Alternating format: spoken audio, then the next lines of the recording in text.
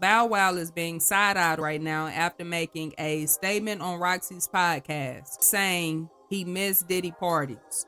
Check it out. Just never thought I'd see it like this. He's like the gatekeeper to the game, to the point to where, like BT Award weekend, it's like the past two, they just didn't feel right. Because there was no motion, there was no parties. Like the parties that we attend, me, the you, the Terrences, I left before one. I never stayed. I've only been to 2 parties and I've never seen a freak off. Yeah, but it shows how monumental and how important he was to the culture, because I said, Jermaine, there's no parties. And you feel it, it's like a whole, it's like he was just such a gatekeeper from the liquor in the clubs, like he was everything, hip hop. You know what I mean? So for that to die out, it's like you just would have never thought. And especially when you look at somebody as like somebody you study, somebody you idolize. Now, I understand there's a difference between Diddy's parties and his after parties. Nearly every celebrity has been to his parties majorly in regards to business. So I think it's fair to not assume he's talking about the after parties. But I mean, you know how people are. They are having a field day on social media with this. Someone even commented and said, "Little Bow Wow, you just don't know." Another person said, "Investigate him too. He missed his boyfriend Diddy."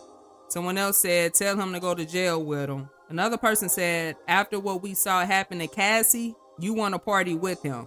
Another person said, "Birds of a feather flock together, just saying." This person said, "Dude is arrested and the FBI investigating everything about these parties, but you brought yourself into the mix saying you missed the parties. Why?" Now, this here was my first thought because, I mean, of course, the BET Awards just went down.